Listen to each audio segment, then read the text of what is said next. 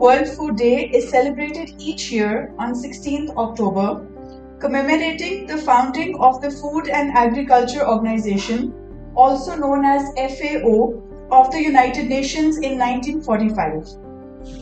This year we mark FAO's 80th anniversary, and the theme chosen for 2025 is Hand in Hand for Better Foods and a Better Future. This theme underscores collaborative action across sectors, across borders, and across generations to transform agri-food systems in ways that ensure access to healthy diets for all, a sustainable relationship with our planet, reliance in the face of global shocks, and equity in who benefits from food systems. We'll also explore the 4 betters that FAO emphasizes as pillars of change, which is better production, better nutrition, better environment, and a better life. As we convene today, our goal is to bring alumni voices into this conversation, drawing from their diverse experience to reflect on how we can work hand in hand in our own communities, professions, and lives to realize a more just, nutritious, and sustainable food future for all. With that, I'm going to introduce our esteemed panel to you. Alice is the founder of Ruhal Foundation, a non-profit dedicated to empowering underserved communities through impactful, sustainable initiatives. A passionate social entrepreneur, she combines leadership with empathy to drive real change. Altamash is an award-winning lawyer, activist, and educator redefining justice one cause at a time. As founder of EARC, Pakistan's first animal and environmental law firm, the president of Charity Doings Foundation, he's championed rights for people, animals, and the planet alike. With multiple law degrees and a string of national and international awards, Altamash brings passion, purpose, and a touch of rebellion to the world of law and activism. Aisha is a sustainability and policy consultant dedicated to driving ethical, environmental, and social impact through business. As EY Pakistan's business sustainability and corporate responsibility lead, she integrates growth with purpose-driven change. With experience spanning the Bill and Melinda Gates Foundation, WHO, UNICEF, and the World Bank, Aisha has advised on data-driven policy and strategic reform. Zara is a nutrition consultant, an entrepreneur, and data-driven health professional with over a decade of experience in clinical nutrition, wellness, and healthcare management. She currently serves at Hamid Latif Hospital and BJ Consultants, Michigan, USA, combining patient care with analytical insight. From leading Nestlé's Healthy Women, Healthy Pakistan initiative to contributing UKAID's Skills for Health program, Zara's work reflects her mission to promote holistic health and empower communities. What are the most pressing challenges to achieve food security in developing countries like Pakistan today? The current system is basically the industrialized agriculture system that initially started in the 1940s. It was not something Pakistan created. It was not something a developing nation created. It was made by the US for the world wars that were going at that moment in time. And they basically wanted to have enough food to feed their people who were currently working in those wars, and that eventually led to the creation of this super big industrialized food system, which is now causing us different kind of problems. Normally हम classes में पढ़ते हैं, the carbon footprint comes from oil or what we drive and everything, but there's a direct connection with what we eat or put on our plates as well. 1/3 of your greenhouse gas emissions आपके food system से आ रहे हैं. So that makes it a relevant conversation, not just from a food perspective, from a human rights perspective as well. जब आप national food systems बनाते हैं, you have to take in the consideration that it's not just a food system issue, it's a whole rights-based issue. And that is something which is not just lacking in our national strategy, but it's also lacking in our education systems as well. It's not their fault, because the thing is, essentially, when we were taught, it was more, one-dimensional. This is what you need to know, and this is what you need to apply, and that's how our parliament, our lawmakers think as well, because वो भी यहीं से गुजरे हैं. So we need a transformation in that perspective. They need to understand that food systems जो हैं, जहाँ से start होते हैं, जहाँ से end होते हैं, they need to understand how it all started. The history is really important. They have no idea कि developing nations के food systems किस तरह होने चाहिए. अब the problem gets exacerbated when you contextualize it from a disaster perspective. 22 में floods आए थे. 1/3 of our country was underwater, and it caused a huge loss to our, everything. And then the government basically wanted to, have enough food to feed the people. That's a brilliant idea, बहुत अच्छा.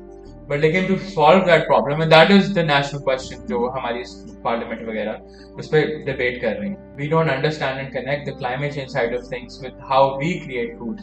अभी मैंने farmers की बात नहीं की. Your farmers have no incentive to create food. How will your system work? And they are not even considered, as beneficiaries of the system. आपके पास तो, I'm pretty sure, as my other, esteemed panelists will say, nutrition तो आ ही नहीं सकती, because they have no incentive to create that food, because उनको उस तरह के resources ही नहीं मिलती. That human rights angle is not discussed. The climate change angle is not discussed. And there will be one thing I'll mention later, which is completely non-existent. So if you want to develop a national strategy, you have to think from an intersectional perspective. You have to understand that it's not just putting a food on the table issue. It's about the person who creates that food. It's about every stakeholder in that system, and eventually what ends up on your plate, and how you can basically reduce your carbon footprint to it as well. Those are basic things that our parliamentarians do not know. Aisha, can we please float the question to you? Certainly, this is something which is very important, not just for Pakistan, but all over the world as well. In my work, I've traveled to countries such as Sudan. I've been in UAE, where we had create the health strategy for Somalia. One of the most important things that we come up and we have to solve is the food insecurity that is present at the grassroots level. We do have all of these farmers, we do have subsidiaries available where you have the basic need of food being met. However, the nutrition or the demand that is there to ensure that we are generating or we are rearing healthy kids does not really come into play. I think one of the most important things, to keep it very simple in terms of making sure that in Pakistan at least we challenge and address the food insecurity, is to make sure that at the national level, as Altamish said, there is an intersectional strategy available that asks and amounts to everything that is present in our food pyramid. And secondly, one of the most important things that we need to do is, apart from creating awareness, ensure that we're working towards a environment where our children, where nursing mothers, where people that are at a spectrum of maybe disability, both physical or mental, are available, have the food or the resources available to make sure that they actually become good members of society in terms of their productivity. Because it is essential for us to understand that without food security, without malnutrition, without solving malnutrition, you cannot as a country develop. And I think kudos to the Beacon House Old Students Association for actually having this panel. It is very important for us to understand that the privilege that we have for actually going home and having a ready-made plate of food to eat is not something which is as simple as just having that. Thank you so much, Aisha. That was a very, very enlightening answer. If we can please have Aliza shed some light on her perspective. When I started my journey, I remember I wanted to do something big at the start. I wanted to open up an orphanage, a school, and then very early on I realized कि जब तक हमको खाना नहीं देंगे कुछ भी नहीं हो सकता. Imagine कि यहाँ पे पाकिस्तान में एक बहुत मेजॉरिटी का स्ट्रेस सिर्फ ये है कि उनको साफ पानी मिलेगा कि नहीं, उनको खाना मिलेगा कि नहीं. So I think as people जिनके पास surplus खाना है, ये हमारी responsibility है to make sure कि हम जितना भी individual level पे जो भी part play कर सकते हैं in making sure कि उनको at least, and we don't have to go outside our homes. You know, the people that work for you, आपको आइडिया नहीं है कि वो रात को शायद भूखे पेट सोते हैं. हमें इस बात का आइडिया नहीं है. So we have to look around even in your homes, and charity, everything, giving back, it starts at your home. So आप उन लोगों से पूछें कि उनका खाने का, उनकी ग्रोसरीज का, once they get their salary वो चीजें ले लेते हैं, but at the end of the month they have no money to get food. तो आपको विलेजेस में या सबर्ब्स में जाने की जरूरत ही नहीं है, आप अपनी सिटी से, अपने घर से स्टार्ट करें। And about climate change, so Pakistan में सबसे प्रेसिंग चैलेंज और सबसे बड़ी चीज जो I think finally we discussing it about time is climate change, because climate change से हमारे क्रॉप्स तो डिस्ट्रॉय हो ही रहे हैं। So these people they work on their crops for 6 months, और जो ये क्रॉप्स जब हार्वेस्ट होते हैं ये इनका नेक्स्ट 6 मंथ्स का ब्रेड एंड बटर है। तो जब फ्लड्स आए तो वो कम्प्लीटली डिस्ट्रॉय हो गया, तो अब उनको ये भी नहीं पता कि इनने आगे 6 मंथ्स करना क्या है, खाना कैसे है, और जब खाना नहीं है तो सर्वाइवल नहीं। एंड अनदर थिंग कि ये जो फार्मर्स होते हैं दे बाय देयर व्हीट, गंदम इन बल्क, एंड जब ये फ्लड्स आते हैं तो उनकी क्रॉप्स तो डिस्ट्रॉय होती हैं, उनकी सारी व्हीट भी बह जाती है। So they don't have food, they have nothing for the next 6 months. So this is something that we need to focus on, and हम जितनी भी जिस तरह से थोड़ा बहुत कर सकते हैं, if we can not do anything about it, just talk about it. Thank you so much, Elise. So my next question is for Zara. Why do you think there is still a gap between food availability and good nutrition? When you talk about food availability, it doesn't mean equity. If the food is available, it's not important that everybody has access to it. So we need to create awareness and tell people कि balanced diet में क्या क्या जरूरी है, and it's not only कि वो सिर्फ महंगे होंगे, it can accommodate with the budget too.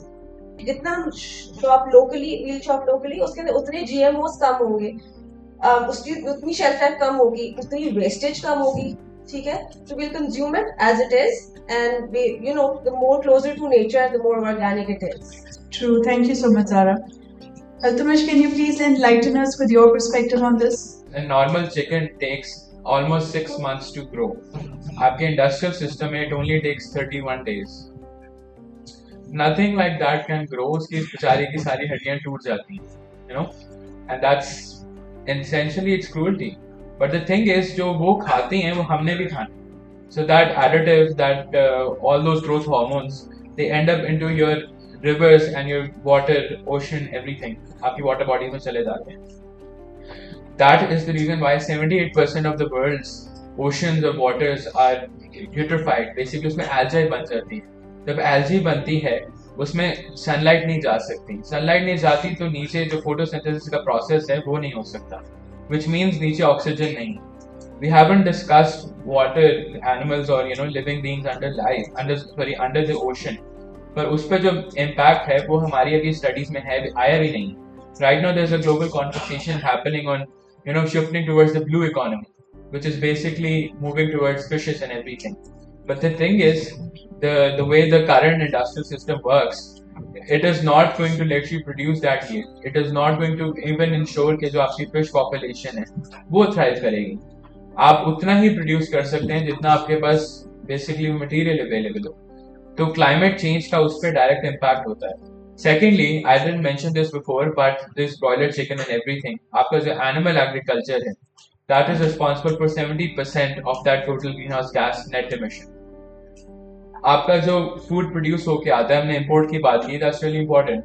Regulation इसलिए नहीं है, और the reason why better food is imported outside is because वो अपने मुल्क में गंदा खाना आने नहीं देते। They have robust laws to ensure that no disease from an animal comes into their system. Europe के साथ पाकिस्तान अब ट्रेड नहीं कर पा रहा था फॉर एनिमल्स, बिकॉज हमारे पास वो सिस्टम्स एग्जिस्ट नहीं करते थे टू इंश्योर कि आपका डिजीज उसमें ना बने। I mean, I just want to share this. We have a population of how much? 250 million? Yeah. 25% of that population is diabetic. So they do get the food. Malnutrition नहीं है तो दूसरी जगह obesity आ जाती है। What's this concept? I mean, you don't understand. खाना है. We produce enough food to feed literally the entire world. It's wasted. But the thing is, आपकी yield भी अब impact हो रही है। When the 2022 floods happened and the 2025 floods just happened, आपके पास वो resources available नहीं हैं to produce the same amount of food. So what you will now do is you rely on that industrial animal agriculture system. आप उसमें growth feeding करेंगे, hormones add करेंगे, and eventually that will end up into your water river bodies. आपने ये भी realize नहीं किया कि जो systems exist करते हैं जहाँ पे आपका खाना बनता है, they're kept out of human sight. क्योंकि आप वो देख नहीं सकते. So the communities that live around that site are also poor people, marginalized people, people who don't have access to living into better conditions. They are going to get disease. They are going to get all these air pollution issues. तो आपकी बात करते हैं, the highest amount of your methane emissions, for example. Cows produce methane, and that is produced in a huge amount. और methane का जो global warming potential होता है, that's almost 28 times more than carbon dioxide. I know this is technical stuff, but ये सारी चीजें वहाँ पे होती हैं. और जो communities उस एरिया में रहती हैं, they will die of cancer. आपका पाकिस्तान में कैंसर भी इसी वजह से बढ़ रहा है, बिकॉज हम हेल्थ को फूड सिस्टम से कनेक्ट होने नहीं देते. आपने कभी लाहौर में वल्चर्स नहीं देखी होंगी. सो उसकी वजह ये है कि जो आपका इंडस्ट्रियल एग्रीकल्चर सिस्टम था, वो उसमें एनिमल्स को ट्रीट करने के लिए डाइक्लोरान सोडियम देते थे. It's a salt basically that is poisonous for these birds and vultures and everything. वो उस पे खाती थी and they would die out. Essentially the vultures का रोल ये था कि दे वुड इंश्योर कि डिजीज खत्म हो जाए, बिकॉज आप जब खाना खाते नहीं है, बाइट छोड़ देते हैं, it's basically a hotspot for more diseases. COVID-19 was an example of that. To prevent that, you needed vultures. Now we don't have them because we have force-fed those cows with that dicloran sodium. The reason for that was because we keep them in such a situation वहाँ पे उनको disease होना ही होना. But we don't want those cows to die as well because we think from an economic perspective. And as a result, वो फिर हमारे बाकी animals खाते हैं, हम खाते हैं.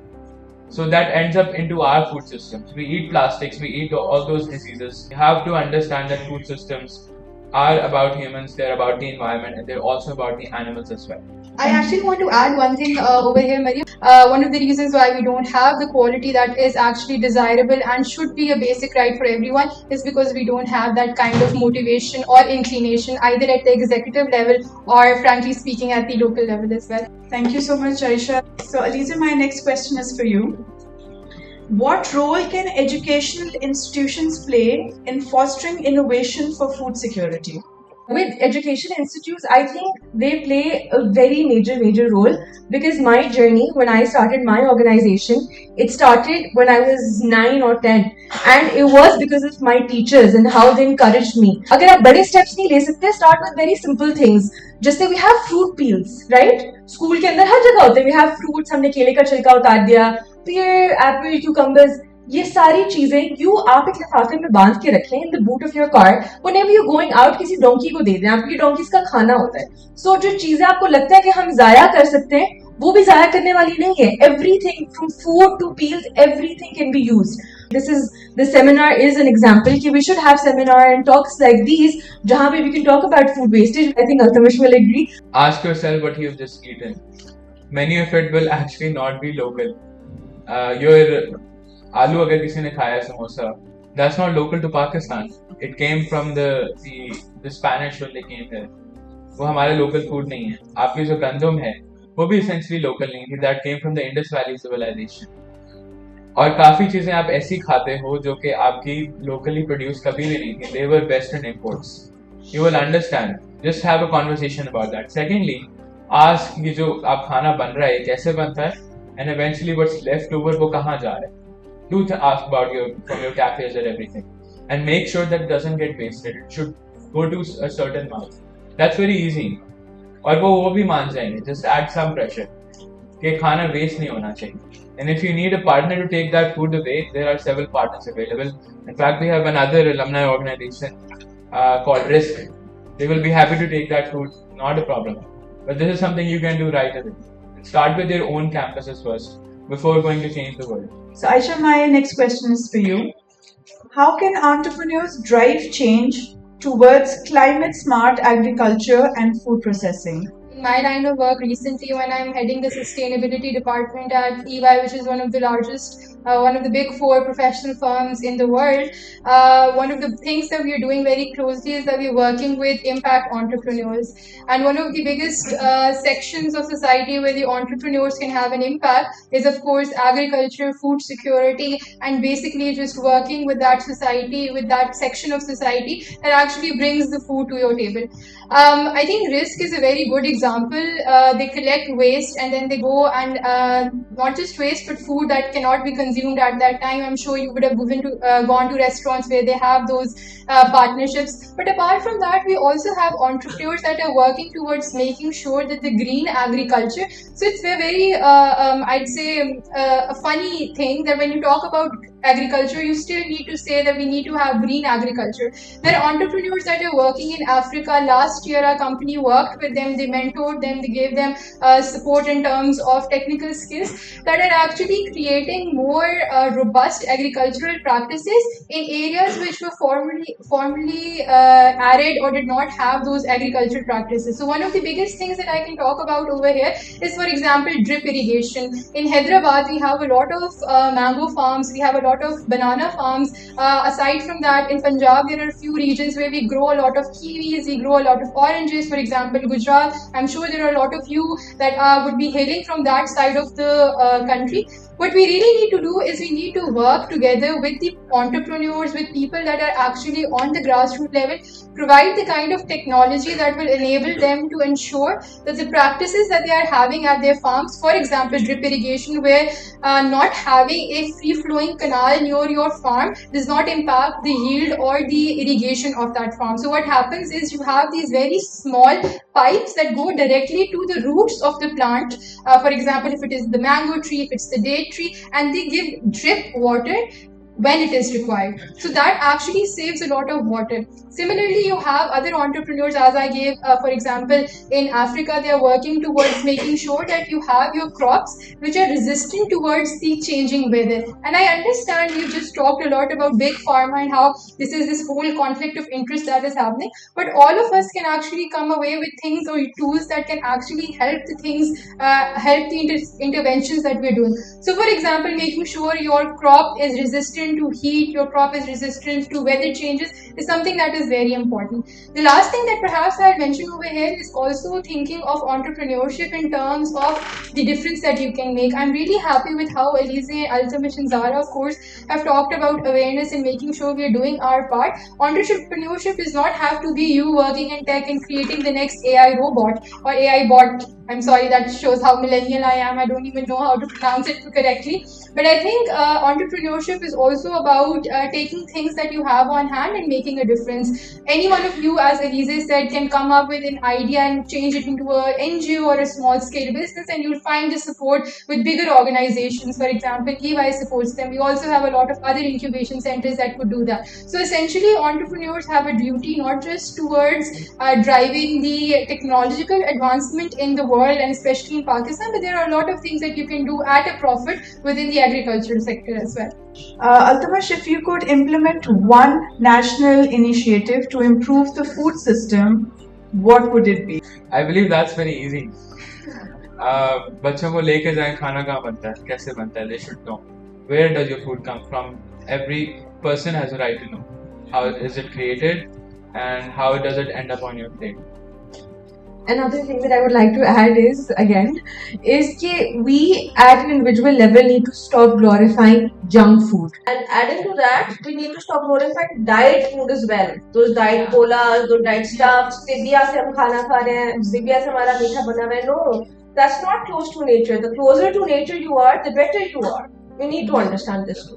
What personal choices do you make in your daily life to support sustainable consumption? Well, सबसे पहले तो I make informed decisions. I plan my meals accordingly. Apart from being a nutritionist and a clinical dietitian, I'm a homemaker too. So I plan my meals in a way that food wastage is minimized.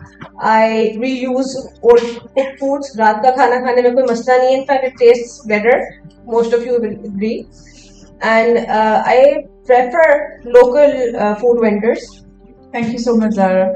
Aisha, can we please have your perspective? Yes, I think I would want to give a shout out to my mother, who is basically the epitome and my role model for sustainable living. My mother was known for not even wasting a drop of oil. When she used to make parathas and there was oil left over on the tawa, she used to tilt the tawa in a way that the oil was collected, and that's the oil that was used for the next curry that was made. Thank you so much, Aisha. Altamash. Have a balanced diet because you need to manage your carbohydrates, proteins and everything. हम नहीं करते, हम full carbohydrates पे चले जाते हैं. Not healthy at all. So I mean, if you have someone who cares for you in a family, so try to eat healthy for them if you can't do it for yourself. Because if you're healthy, you're gonna live long. You're gonna be there for them, for your family support. So it really helps. And lastly, given the nature of my work, so I actually don't eat animals at all. So I'm fully plant-based. उसकी वजह यही है कि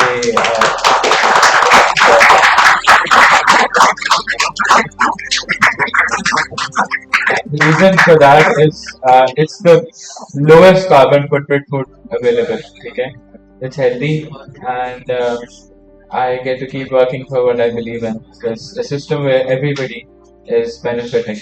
So yeah, that's what I do. Thank you. So coming back to food distribution again. So one thing that I've always been asked is that food distribution is not sustainable because obviously for how long can you keep on distributing food? But thankfully we're all in a Muslim country. We don't have to worry about this. We give sadaqah and zakat, and this is something that is sustainable. We can keep on doing this for the rest of our lives. We can keep on distributing food on a small level, on a small scale for the rest of our life. And as it said, there's no better than sadaqah than food. So make sure that every day, even if it's just जो eggshells होते हैं वो भी waste नहीं जाने चाहिए. If you can give, वो भी सदका है. Even if you give it to some animal, वो भी सदका है. So whatever small step you can take, do it every day and ask yourself कि आज आपने क्या impact किया है, छोटा बड़ा, and start with food distribution. If you want to do something big in terms of giving back to the community, start with food distribution. Thank you. So thank you so much, Zara, Aisha, Altamash, and Elise for taking out time from your extremely busy schedules and coming here to Boys Canal Side campus and shedding light on the social problems that we are all experiencing on a holistic platform.